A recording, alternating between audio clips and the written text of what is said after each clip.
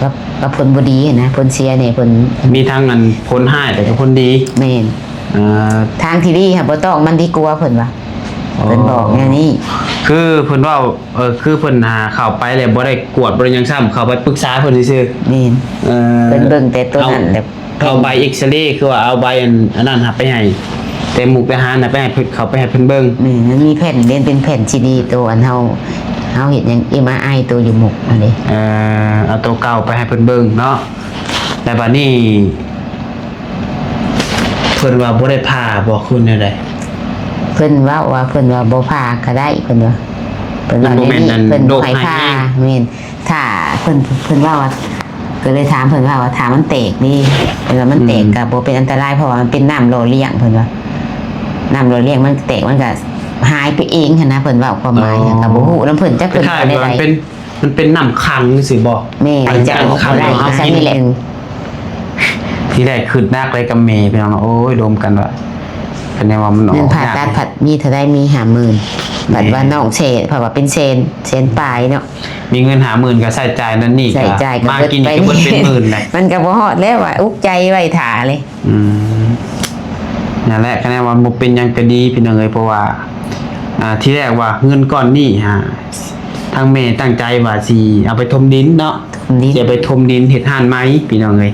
แต่ว่าบัดนี้พดไปกวดอยู่หมุกดาหารนั่นแหละแต่พดอันเจออันนี้แหละพี่น้องเอ้ยเป็นทุนน้ำในน้ำใสเลยว่าเก็บโอโคมมาใส่พี่น้องเนาะพาเพิ่นมากวดมาหาหมอจนไปฮอดขอนแก่นทุกมื้อนี้แหละจังหวะดินก็จนบ่ได้ถมบ่ได้หยังเลยจนสิเบิดยามพ้นแหละพี่น้องเอ้ยเนาะที่แรกว่าสิถมให้มันนั่นก่อนยามพ้นแหละพ้นตกใส่แล้วให้มันแจบเลย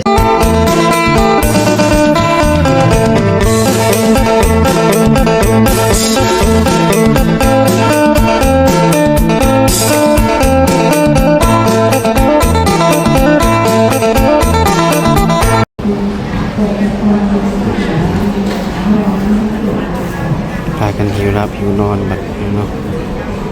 ระหว่างรอทามีเข้าไปตรวจเนาะนี่ห้อง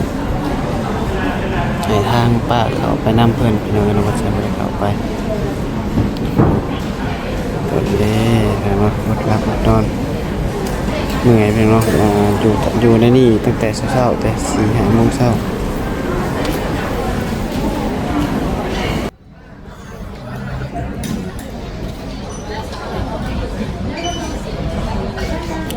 เป็นอะไรเนาะมีแต่กระสุนครับผมก็เนาะตอนนี้ทำมีน้องมาใส่เขาไปกับป้าใส่ไปเขาไปว่าสิเขาไปน้ำเพลินอยู่รับน้องมาใส่กับตื่นขึ้นมาพอดว่าเขาไปแหละถึงบอกแต่ว่าเป็นอย่างเดียวถามพนออกมาให้พวกเราสุพังก็ได้เนาะเดี๋ยวถ่ายจะนอน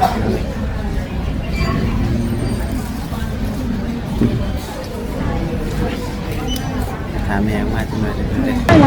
มาเป็นอะไรบ้านนี้หนอกมาแล้วต่อครับเป็นหมอนัดหนอกมาแล้วแม่ต่อกันอยู่ในรถเด้อบ้านนี้นั่งรถพี่น้องเลยไว้ย้อมเป็นได้สักนี่เดี๋ยวไปต้นปีมาดูเดี๋ยวเอาไม้กระชันมาให้เคยพาพี่น้องมาอ่านงานเขามาเล่นที่เมืองตอนนี้กำลังไปอีกศัลยกรรมไปคลินิกศัลยกรรมโซล่าอยู่ตึกไปคลินิกนะพี่ศัลยกรรมไปศัลยกรรมตึกไปตึกเราไม่ได้มาตึกเราบ่มาแต่มือพักรัดมาแต่งมือเลยกับพักรัดเลยเพราะเนี่ยอยู่ในบริเวณของหมอนี่เลยไปบ่ถึงจะได้ไปก็ต้องต่างสมบิวเลยเอาอะไรขึ้นมานู่นเสียไปร้ายเลยเนาะคูณ2บักตอนนี้เขาไปเมื่อกี้เขาไปคุยกับหมอใหญ่หมอยังแล้วเนาะเดี๋ยวเขาไปหาหมอศัลยกรรมก่อนเดี๋ยวจะมาเล่าให้อีกทีข้างบัดเดียวเนาะถ้าฟังนำกันของยังก่อนนะเดี๋ยวเบิ่งก่อนคนจังหวะว่าอันนี้มันยังนี่อยู่อะไรถ้าจะคนประสบเดี๋ยวถ่ายคลิปกับมันจะถ่ายเบิ่งเป็นช่วงเนาะโอ้ ไปขี่รถแล้วนี่ เดินนั่งอยู่ โอ้ยใครเดียวชิดยาง ไปส่ง โอ้มีไปสดเลย สั้นยังอีก ตึกข้างหน้าเขาไปเมื่อไหร่ดิที่เขาไปเลยงอพิษ ตึกเนี่ยโรงพยาบาล อะไรมันเป็นคลินิกพิเศษป่ะ เนี่ยครับนอกเวลามันจะเป็นหมอศัลย อี กรรม นิดน้องไม่ได้ โอ้ เคยมาดิมาอยู่โดนเดินกระโหลกพวกเนาะ โอ้ตังกันเลาะเบิ่งได้ได้นี่พี่น้องไปขี่รถ ไม่ได้กลัวหรอก เนาะ มันมีแต่ตัว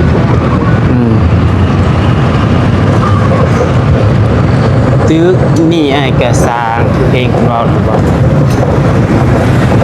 ที่เคยไปจอดที่บริเวณรถมันก็พูดนะเขาจะเห็นอย่างคนนี้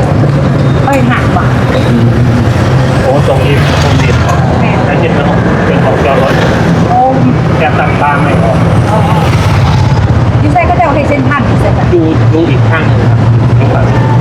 ดูหน้าดูหัวใจครับ โอ้แต่ว่าจะเป็นเส้นพันเหรอเส้นพันที่นี่ แม่ครับ เขา ฝาก ไป ตัวพี่ไป ไปอยากไปอะไรบอก ได้ครับ เนี่ยตรงนี้นี่ไกล แง่ไปก็ได้เจ๊พอเจ๊ ว่าจะไปขึ้นขั้น นี่แง่กลาง โอเคโอเคตัวอันรถไปจอดข้างหลังอ่ะนะ ไปจริงก็ครับมีให้ผมเนี่ยตรงของศัลยกรรมแง่ตรงไป ตามเขาก็ได้นะขอบคุณเลย โชคดีครับ เดินขับใจนักส่งหนึ่งคักไปเดี๋ยวเขาไปพูดก่อนก่อนนึงเนาะเดี๋ยวจังหวะกันโอเคพี่น้องเนาะมาเปิดภาพใหม่บันนี้กามืดหูมืดตาเดึกดื่นเติบหนึ่งละเนาะเว้น10 โมง 11 โมงกับพระจักตอนนี้ก็ได้พอดีว่าไปหาหมอตั้งแต่เช้าพอเลยพี่น้องไปตั้งแต่6 โมง 7 โมงเช้าแต่บัดนี้เพื่อพบหมอนั่นนี่หลายอย่างหลายแนวก็หาก็แล้ววัง8 โมง 7-8 โมงนี่แหละพี่น้องเนาะหาก็แล้วโมง6-7 โมง7-8 โมงแต่พากันออกมาพี่เลยพี่น้องเลยออกมาแล้วแต่คนแก่นพี่น้องเนาะเดี๋ยวน้องบัตไซซีมาทำเมนำกันอีกทีหนึ่งพี่น้องว่าได้พี่น้องตอนนี้ก็กำลังมาฮอดที่พักพี่น้องเนาะมาฮอดที่พักแห่งหนึ่งพี่น้องเลยโบปีนไปก็ได้เพราะว่าไปห้องที่นี่มันห้องเพิ่นมันหลอกก็ได้ก็เลยว่าย้ายห้องใหม่อีกห้องเมย์กับป้าเนี่ยเจอใหญ่ห้องใหม่ให้ใครเขาได้อีกด้าน ไปค่ะจะลูกไปค่ะไม่ต้องกดอะไรดีกว่า เปิดเป็นป่ะ แต่สีดำคือเก่าเขาเปลี่ยนมานี่ค่ะ เดี๋ยวสีดำมันหนักได้ปะใช้ที่เลยไอ้คนนั้นไม่ระบุเลยไม่ระบุเดี๋ยวนะบอก มันตุกเตียงเป็น ขนาดกันทีเดียวป่ะ หรือหนักก็ได้ ถ้าเบิกโหวตให้ป้าก่อนเลยอยู่นอกก็ได้ก็อย่ามันดอกเห็นได้ใช่ เอาไม่กระเป๋าเรา ฮะ กระเป๋ามัน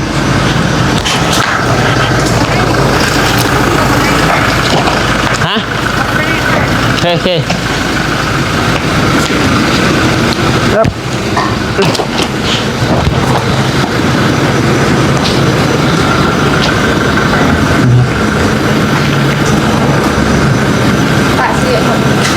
หักไปเลยบูวิทสำเร็จนี่ไปหน้าไหม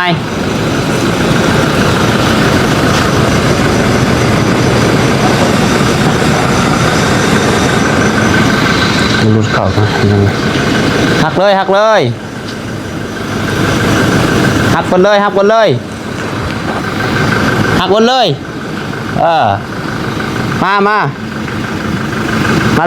ยมาโลดมาไปหน้าได้ป่ะไปหน้าก่อนยกไปหน้านิดนึงโอเคหักหมดเลยหัก หับพวงมาลัยหมดเลย มารถซื้อเลยเข้ามาให้อีกมาเลยมาเขาบอกเช็ดได้แหละไปแต่เดี๋ยวบอกเนี่ยก็ใครจะถิ่นใครทำเนาะโอ้ไปตามมาพี่ก่อนไหมเราจะอาบน้ำมันดึกเลยพี่น้องเลยพาเดี๋ยวคุยกับแม่ก่อนพี่น้องเนาะไป คุยใส่ แวะห้องตัวผู้แหละมันห้องเต็มอย่างมืดไหมไปตัวมันเจ๊ก เป็นน้ำส้มสีเป็นตุ้ม แม่นบอก เป็นบอกเลยคือเป็นตุ้มเอง ไปผ้าเด็กเนาะ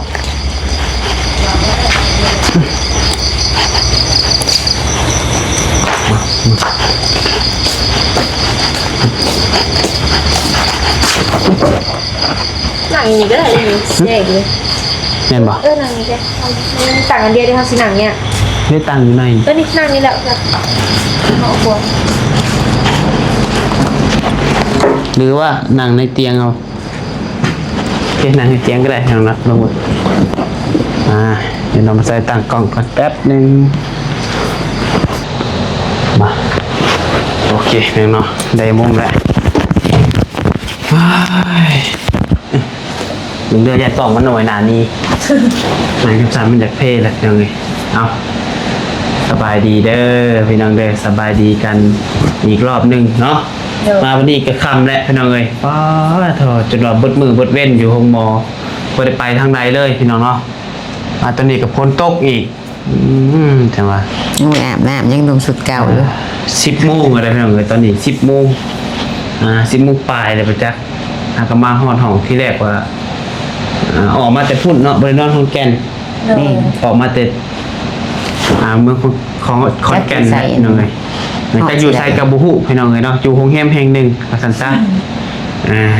ออกมาจากนอกในเมืองขอนแก่นออกมาพักแถวนอกเมือง โดยเว้นในกาถ่ายคลิปกับเราก็แปลกไปได้ยินอยู่ว่าเนาะได้รับไม่มีเอาเป็นได้ไรหลังจากที่ว่าที่แรกเขาไปพบมอทั่วไปเนาะรอบแรกเนาะในรอบสองเขาไปพบอาจารย์มอปอ อาจารย์หมอ ตัวมอใหญ่เลยเนาะ นี่ เพิ่นว่าในใดในเข้าไปซะ เข้าไปเพิ่นก็ว่าอัน มันเป็นทงน้ำที่สังฆนาเพิ่นว่าเพิ่นก็เบิ่งตัวอันแผ่นเก่าตัวกวดอยู่อัน อยู่ไสอยู่หมุกหั่นนะ ต่อย เพิ่นก็เบิ่งในอันใบอันนั่นแหละแล้วเพิ่นว่ามันเป็นทงน้ำมันบ่แม่นสิเป็นก้อน ก็ได้ว่ามันเป็นเนื้อแบบ มันเป็นอันก้อนเนื้อบ่เพิ่นห้องค่ะหรือใด โดย ๆแล้วมันสิเป็นอันตรายเลยเพิ่นพาให้เอาออกตัวนะหั่นนะความหมาย แล้วเนี่ยเพิ่นเห็นถ้ามีแต่น้ำเบิดเพิ่นว่าแล้วมันบ่ได้เป็นอันตรายเลยบ่พาก็ได้ถ้าเวลาเฮาพาเฮาไปตอกมันหั่นนะ โดย เลยมันสิเป็นอีหยังก็มันสิเป็นอันตรายต่อใส่เฮาหั่นบ่ ตัวน้ำใส แม่นมันเป็นพังผืนนะอันนี้ความหมายว่าเป็นพังผืน คือว่าง่ายๆคือเข้าไปหาหมอใหญ่อาจารย์หมอนี่เพิ่นได้กวดตื่มบ่กวดได้ บ่มีแต่เพิ่นเบิ่ง บ่ได้ ใน กวด แผ่นเพิ่นเบิ่งตัวเก่าค่ะเพิ่นว่าถ้าเฮาไปต้องไปยังมันแล้วมันสิเป็นอันตรายเพิ่นมีผลดีต่อกับผลบ่ดีนะผลเสียเนี่ยผล มีทั้งอันพ้นห้ายแต่ก็พ้นดี แม่น ทางที่ดีค่ะบ่ต้องมันดีกลัวาเพิ่นว่าเพิ่นบอกแนวนี้ คือเพิ่นว่าคือเพิ่นหาเข้าไปแล้วบ่ได้กวดบ่ได้หยังซ้ำเข้าไปปรึกษาเพิ่นซื่อ แม่น ๆ เพิ่นเบิ่งแต่ตัวนั้นแบบ เอาใบเอ็กซเรย์คือว่าเอาใบอันนั้นหาไปให้แต่หมู่ไปหาน่ะไปให้เพิ่นเขาไปให้เพิ่นเบิ่ง แม่นมันมีแผ่นเรียนเป็นแผ่นซีดีตัวอันเฮาเห็นหยัง MRI ตัวอยู่หมกอันนี้ เอาตัวเก่าไปให้เพิ่นเบิ่งเนาะแต่บัดนี้เพิ่นว่าบ่ได้ผ่าบ่คุณแนวใด เพิ่นว่าเพิ่นว่าบ่พาก็ได้เพิ่นว่าเพิ่นว่า มันบ่แม่นอัน เพิ่น โร บ่ ค ให้ หาย พา เอง แม่นถ้าเพิ่นว่าก็เลยถามเพิ่นว่าถามมันแตกนี่เพิ่นว่ามันแตกก็บ่เป็นอันตรายเพราะว่ามันเป็นน้ำหล่อเลี้ยงเพิ่นว่า น้ำโรเลียงมันแตกมันก็หายไปเองหั้นนะเพิ่นเว้าความหมายอะก็บ่ฮู้นำเพิ่นจัก ค เพิ่น ล้าย ไป ๆว่า ได้ มันเป็นน้ำขังสิบ่ แม่นั่นออก น้ำขัง บ่ได้ เอา อี กิน ซั่นนี่แหละเพิ่นเว้ามันเป็นน้ำของเฮาคือเก่านี่นะเพิ่นเว้าให้ เป็นน้ำของเฮา น้ำมีจังว่า เป็นน้ำ น้ำเฮา บอล กิน ตะไลว่าซั่นซะเนาะตัวเฮากินน้ำลงไปแล้วมันบ่มีบอลแบบระบายมีบ่แล้วมัน คือว่าในใดนี่แหละเพิ่นเว้า แล้วมันตกข้าง ถามเพิ่นว่าเจ็บเอวกับเจ็บบ่าไหล่มันบ่ได้เกี่ยวกันเพิ่นว่า อืม นะเฮ็ดเวียกหลายหรือว่าเฮ็ดเวียกหนักคะแนนว่าอาการถ้าเจ็บท้องกินบ่ได้เพิ่นว่าแบบมันอืดมันเจ็บมันแน่นเพิ่นว่าถ้าอาการตัวลำไส้ตันฮะ อ๋อ แบบว่าเป็นอันนั้นนะความหมายมัน ที่ว่าอันทงน้ำในลำไส้นะ นี่แบบมัน อันนี้ว่าเป็นทงน้ำในลำไส้คือเพิ่นว่า แบบมันมีแนวตันแนวหยังเพิ่นว่ามัน เอ่อ แบบว่ามันแบบมีอาการเจ็บพะนะความหมาย อันนี้มันบ่ได้เจ็บหยังเพิ่นบ่ให้ตอก อืม แต่เพิ่นแนะนำให้ไปกวด MRI ให้นะอีกเทื่อนึงเพิ่นบอกนะมันจังสิคักแน่เพราะว่าเพิ่นอยากให้กวดน้ำเพิ่น อืม อีกเทื่อนึงเพิ่นบอกเพิ่นนัด คือว่าง่ายๆกะแม่นี่กับบริมีอาการเจ็บเนาะเจ็บแต่เป็น เป็นแต่เจ็บบ าง เอ เว ง ลา เว้น เวลาเขา ยื เห็ น นเวียก หลาย หลาย คือว่าแหละ เห็นเวียกนะ ยืนหลายย่อหลายบ่ลื่นในด้านนี่แหละมันจัง รู้สึกไปเจ็บเอว อืมและผลว่ามันบ่เกี่ยวกันกับตัวแต่นั่นเนาะ นี่เป็นว่า คือที่แรกหมอเพิ่นกวดจมูกทหารน่ะเพิ่นว่าเพิ่นย่านเป็นนั่นทงน้ำติดลำไส้และเพิ่นย่านมันแตกพี่น้องเลยมัน15เซนเพิ่นว่า และบัดนี้มาหาหมอใหญ่อาจารย์หมออยู่ศรีนครินทร์นี่เพิ่นว่าบ่ได้เป็นหยังเนาะบ่แม่นเนื้อแบบหยังก่อนเพิ่นก้อนเนื้อ บ่ ให้ แม่น แห้ง เนื้อลายเพิ่นว่า บ่แม่นเนื้อลาย มัป็นทงน้ำเพิ่นว่า บ่แม่นเนื้อลายบ่แม่นแบบโรคไข้แห้งว่าซั่นซะแค่เป็นทงน้ำทั่วไปถ้าหากว่ามันแตกกะบ่เป็นหยังเพิ่นว่า แม่ เนาะ นหากก็ยังบ่แน่ใจเพิ่นก็อยากให้มากวดอีกหั่นดิมาเข้ามาอีกมาอีก อั เพิ่ น น นี้ นึง คือเพิ่น เพิ่นจังว่ามามันจังชัดเจนหั่นดิเพิ่นอยากได้เข้าไปกวดเองเพิ่นธนาความหมายหั่นนะ โอ้เพิ่นยังให้ MRI อีกเทื่อหนึงอยู่โรงหมอเพิ่น แม่น เอ่อ เพิ่นจัง เพื่อความชัดเจนเพื่อความปกอันใช่พี่น้องของเราเพื่อความชัดเจนซะเนาะ คือไปอันทุกหมอตัวไปใส่ฐานเพิ่นแนะนำไปฐานหมอคนหนึงหั้นนะฐานหมอยังเพิ่นเว้า อันนั้น ลืมเลย แผนกยังเนาะ ศัลยกรรมดิฉัน ศัลยกรรม ศัลยกรรมนี่แหละ แผนกศัลยกรรมเพิ่นแนะนำ ไปแล้ว แผ เพิ่ น น ก ก็ นั้น อันตราซาวด์ให้หั่นน่ะแบบคือเฮากวดท้อง เอ็กโก หน่อยเอ็กโกอยู่บ้าน เอ็กโก เฮา เบิ่งแล้ว เอ็กโก พี่อันตราซาวด์บ่ อ่า เพิ่นเว้าหั่น โดย เพิ่นก็เห็นแต่ทงน้ำเพิ่นว่าเพิ่นถามว่าอันปวดเหี่ยวบ่เพิ่นว่า อืม บ่ว่ะแล้วเพิ่นว่ามันคือเห็นแต่ทงน้ำเพิ่นว่าในนี้ เพิ่นว่าเพิ่นก็เว้าคือกันกับอาจารย์หมอผู้นั้นหั่นนี่ผู้เฮาเขามันเพิ่นไปพบเพิ่นก่อน โดย เพิ่นก็เลยว่ามันบ่เป็นอันตรายดอกเพิ่นว่า โมเมนต์โรคอันตรายเนาะเป็นทงน้ำซื่อ เพราะว่าทงน้ำทำทงเนื้อแหละปาดเลยเพิ่นบอก ๆ เพิ่นก็นัดอีกผู้นั้นก็นัดมื้อเดียวกันกับผู้ที่หนึ่งนี่เด้ผู้ที่ นัดมือเดียวกันกับ กับอาจารย์ MRI สิไป MRI แม่น บ่ แม่น เพราะว่าอาจารย์หมอใหญ่นี่เพิ่นอยากให้ MRI ใหม่อีกครั้งหนึงเนาะ เป็นที่เท่าไหร่วะ28บ่28เดือน อีก ตุลา อีก2เดือนว่าซั่นซะก็อีก2เดือนคือเดือน ส ห อ นึ ง ง เดือน อีก2เดือนเพิ่นสิให้ไป MRI ใหม่พี่น้องเนาะ MRI ฮะ MRI MRI แล้วก็ เนาะ ที่31แล้วก็จักเป็นตัวหยังแบบว่าลื่นกัน2-3มื้อนะแบบในทิศเดียวกันหั่นนะ อืม เพิ่นเขียนไว้อยู่ในบินนัด และแบบนี้พี่น้องเดี๋ยว FC เพิ่นสิงงเพิ่นว่าเดี๋ยว FC สิงงว่าเป็นหยังคือบ่กวดให้มันแล้วเลย คือคิวเนาะ คิวยาว MRI ซินิกามีคิวได้พี่น้อง อย่า เลย กวดมื้อน่ะแล้วมันจังสบาย ในใจหาแม่น้องบ่ไซเพิ่นก็ลงกับหมอลงกันนี่แหละว่าเฮ็ดมื้อนี้กวดมื้อนี้เลยได้บ่แพทย์หมอถามเพิ่นหั่นนะเพิ่นว่าบ่ได้เพิ่นว่าคิวต้องถ่าคิวอีก มี2เดือน6เดือนนี่แหละ สองเดือนถ่าคิวอีก2เดือนจัง MRI ได้บ่แม่นว่าเฮามีเงินแล้วเฮาสิปวดได้เลยนะเพิ่นต้องตามคิวอีก2เดือน ใครแต่บ่เป็นเนื้อร้ายเนาะ ใครแต่บ่แม่นเนื้อร้าย เนื้อร้าย เนื้อร้าย เสร็จในใด แต่เพิ่นก็สิได้ว่าเป็นเนื้อร้ายเนื้อแห้งกับมันก็อาจจะมีนโยบายคนร่วมอยู่เนาะแต่ว่าอันนี้มันเพิ่นก็แบบว่าเพิ่นก็มั่นใจแบบว่า เฮาคือสิบ่แม่นเป็นโรคหายแห้งเพราะว่าแม่น้องบ่ใช่นี่เพิ่นก็สังเกตบางคนเด้เพิ่นก็เบิ่งว่าแม่นี่แข็งแรงหน้าตาสดใส คือว่าบ่คือคนไข้เพิ่นจนเว้า เข้าไปในห้องเพิ่นว่าผู้ใดคนไข้เพิ่นว่า เพิ่นจนบ่ฮู้ฮอดคนไข้ติ นี่ขึ้นไปอันอีโก อืมแต่วันนี้เพิ่นให้ MRI ใหม่บ่ให้ว่าแบบถือเพิ่นขอโทษขออภัยนำ MRI ใหม่นี่เท่าใดอยู่โรงหมอศรีนครินทร์เพิ่นว่า อยู่ห้องหมอหาถ้าอันเป็นคนนั่นยังก็เป็นคนลาวบ่ เป็นคนไทย เป็นคนไทยเลย14,500แล้วเฮาสำหรับเฮาเนาะ คนต่างประเทศ นคนต่างกันชาติเนาะ อืม ต่างกันเดี๋ยวเพิ่นว่าคูณ29,000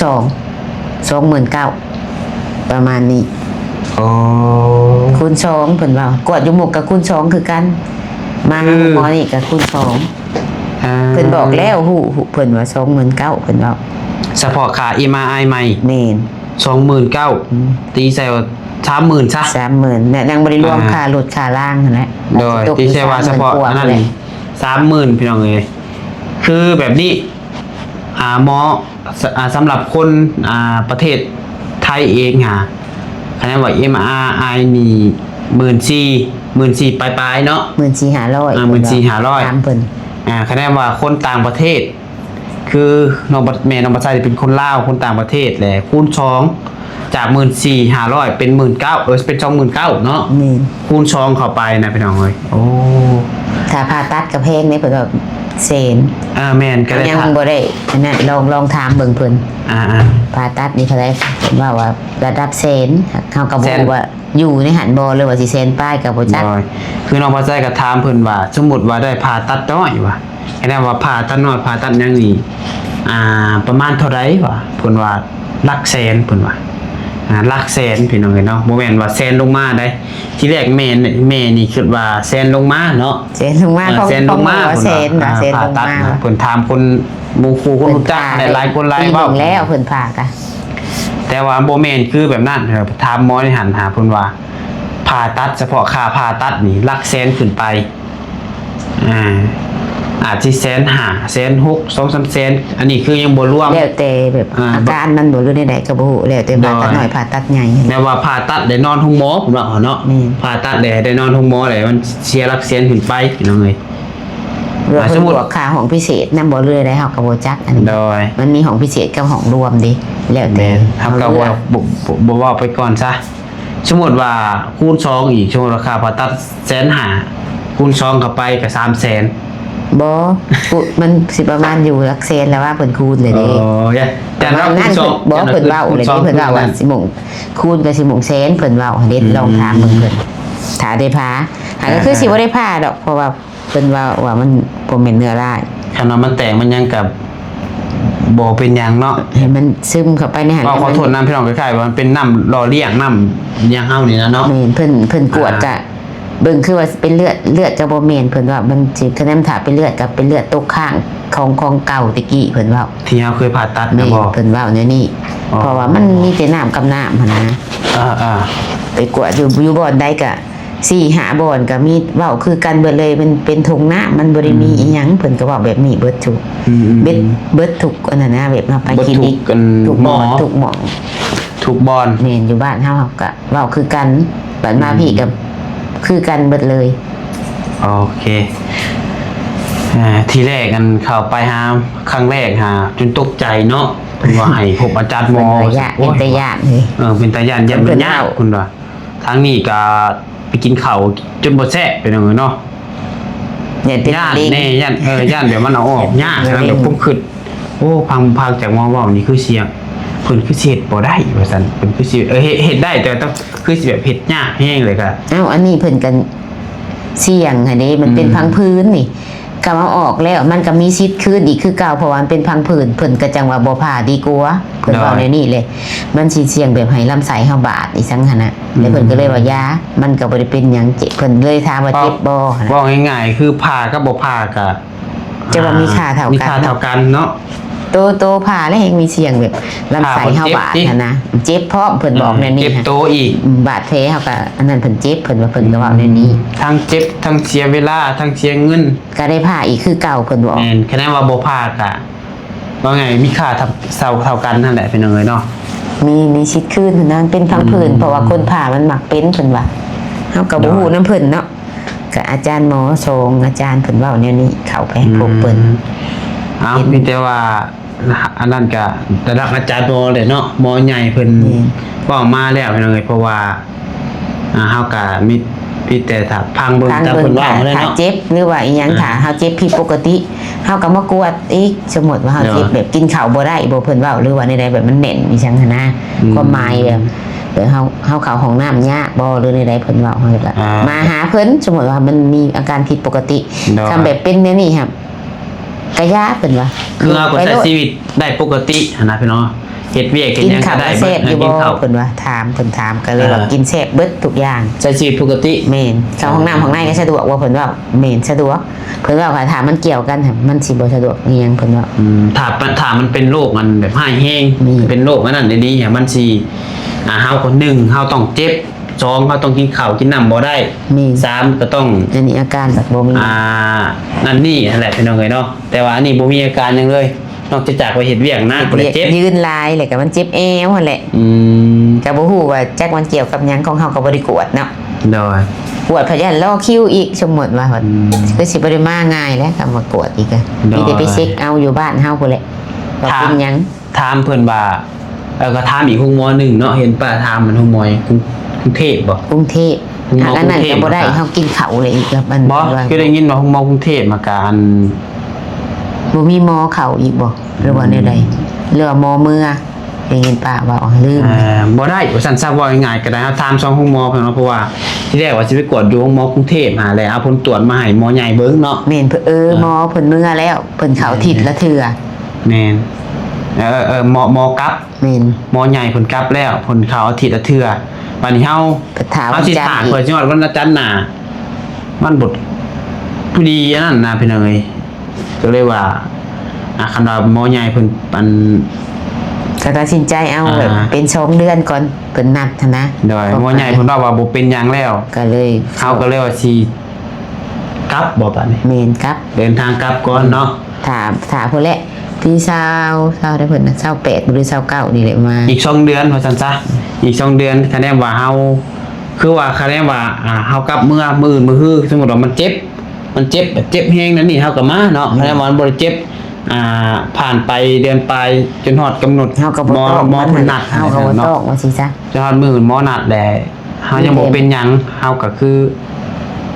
มาได้มาอีกมาอายอย่างหูดิ แม่ อย่างหูว่าบ่ได้ผ่าอีหลีบ่เฮาจังแบบ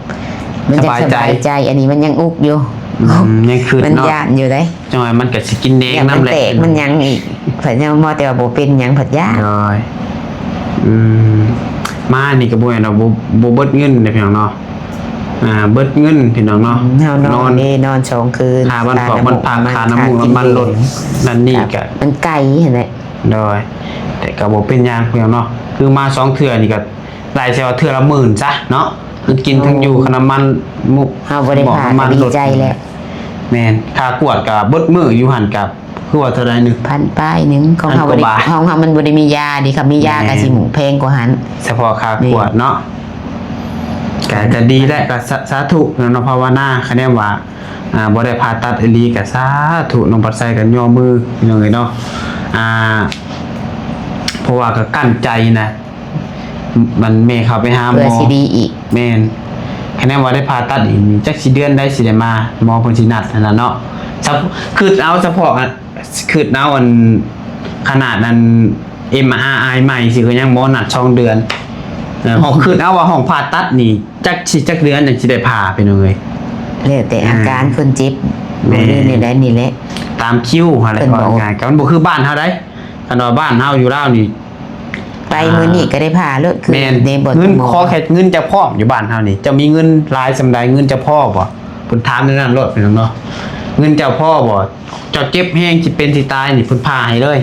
เนาะ บ่เจ็บก็ผ่าได้เพราะว่ามันคิวบ่หลายนะโรงหมอก็ แม่น ในบ่อนใกล้ แต่ว่าอันนี้กันยอมรับว่าคนหลายแฮงเป็นคนนี่ป๊อดตูบ่อนไปกินข้าวหาย่าง จนเป็น จนจะตำกันเป็น จ ตัวอย่างก็ได้ วินคนหลาย โดยประมาณนั้นซะเนาะเอามีแต่ว่า แต่กันยังรุ่นอยู่เนาะยังรุ่นว่า ยังรุ่นอยู่ สิได้ผ่าตัดหรือบ่ได้ผ่าตัดก็ต้อง MRI ใหม่พี่น้องเอ้ยเนาะ อีกครั้งหนึ่ง โดย หากก็มีแห้งขึ้นหน่อยหนึ่งเนาะเพิ่นเว้าว่า แม่น บ่ได้ผ่าก็มีแห้งอยู่ โดยหาก ก็ ก็มี ส กำ บา ลั ย ง ใจ ใจ ขึ้น แม่น มาหน่อยหนึ่ง ที่แรกขึ้นนักเลยกับเมย์พี่น้องโอ้ยโดมกันว่าคะแนนว่ามันออก เงินผ่าตัดผัดมีเท่าได้มี50,000บัดว่าน้องเชนเพราะว่าเป็นเชนปลายเนาะ มีเงิน50,000ก็ใส่จ่ายนั่นนี่ ใส่ใจายก็ มา เบิด กิน ไป ก็เบิดเป็นหมื่นเลย มันก็บ่ฮอดแล้วว่าอุกใจไว้ท่าเลย อืมนั่นแหละคะแนนว่าบ่เป็นหยังก็ดีพี่น้องเอ้ยเพราะว่าที่แรกว่าเงินก้อนนี้ทางแม่ตั้งใจว่าสิเอาไปถมดินเนาะ ถมดิน จะไปถมดินเฮ็ดห้านไม้พี่น้องเอ้ยแต่ว่าบัดนี้พดไปกวดอยู่หมุกดาหารนั่นแหละแต่พดอันเจออันนี้แหละพี่น้องเอ้ยเป็นทุนน้ำในน้ำใสเลยว่า เก็บโอโคมมาใส่พี่น้องเนาะพาเพิ่นมากวดมาหาหมอจนไปฮอดขอนแก่นทุกมื้อนี่แหละจังหวะดินก็จนบ่ได้ถมบ่ได้หยังเลยจนสิเบิดยามพ้นแหละพี่น้องเอ้ยเนาะที่แรกว่าสิถมให้มันนั่นก่อนยามพ้นแหละพ้นตกใส่แล้วให้มันแจบแล้วสิตั้งเสาเฮ็ดห้านเลยเนาะ นี่ ขัดตอนอยู่ดีมีแห้งว่าซั่นพี่น้องเอ้ย นี่ก็บ่ได้เฮ็ดแล้ว แต่บัดนี้พด คือเห็นพี่น้องเอ้ยเนาะมีแต่ว่าพังเบิ่งห้านก็อยากได้คนก็อยากปัวพี่น้องเอ้ยพี่น้องบ่ใส่ว่าอะไรหาเงิน2ปีให้หมอหาเงิน2ปีให้หมอมันก็สิบ่ได้หยังแหละสานนี่พี่น้องเอ้ยพอได้แต่ไปปัวตัวเองนี่แหละหาเงินหาคำก็ได้ไปซะเนาะมีแต่ว่ายันเมย์เพิ่นก็เมื่อยยันเพิ่นอยากนอนพี่น้องเอ้ยเดี๋ยวจังว่ากันใหม่เนาะมื้ออื่นถ้าติดตามเบิ่งพี่น้องเนาะคือเดินทางกลับบ้านพุ่นแหละพี่น้องเอ้ยสำหรับมื้อนี้ลำลาแล้วเด้อจังได๋ก็ขอบคุณทางพ่อแม่ FC ป้าลุงที่ให้คำแนะนำน้องปัดไซและก็เป็นห่วงเป็นใยทั้งเมย์กับน้องปัดไซและน้องเบลเด้อจังได๋ขอบคุณหลายๆก็ดีใจเนาะก็เข้าไปอ่านคอมเมนต์ก็กำลังใจล้นหลามพี่น้องเอ้ยเนาะเมื่อคืนบ่ฝันว่าสิมีคนเป็นห่วงครอบครัวน้องปัดไซหลายปานนี้พี่น้องเอ้ยน้องปัดไซก็ตื่นตันใจเด้อพี่น้องจังหน่อยเฮาก็มีกำลังใจนะเฮาเข้าไปอ่าน FC เพิ่นก็เป็นห่วงเป็นใยเฮาให้คำแนะนำเฮาแนะนั้นแนวนี้เพิ่นก็คะแนนว่าบ่ฮู้จักหยังก็โทรมาถามเด้อเพิ่นว่าบางคนก็แชทมาโทรมาพี่น้องเอ้ยดีใจหลายเนาะก็ถือว่าหมอเพิ่นก็ให้คำแนะนำดีเนาะ ให้คำแนะนำที่เพิ่นแนะนำคือ แม่ เนี่ยนี่ว่านี่ได้บ่ผ่าก็ได้เราก็มีกำลังใจขึ้น แม่นเฮาก็เพิ่นก็ว่าไงก็คันพาก็ย่านเฮาเสียเงินแล้วล่ะเนาะ นี่มันมีสิทธิ์คืนอีกคือเก่าเพิ่นว่า โดย ต้องมันเป็นพังผืน โอเคนั่นแหละพี่น้องเอ้ยจังได้ก็อยู่ดีมีแฮงบ่สู่ทุกคนสำหรับมื้อนี้สำหรับคลิปนี้ขอลำลาไปรับไปนอนก่อนเมื่อยอยู่หมอบนมือพี่น้องเอ้ยบ๊ายบายสบายดี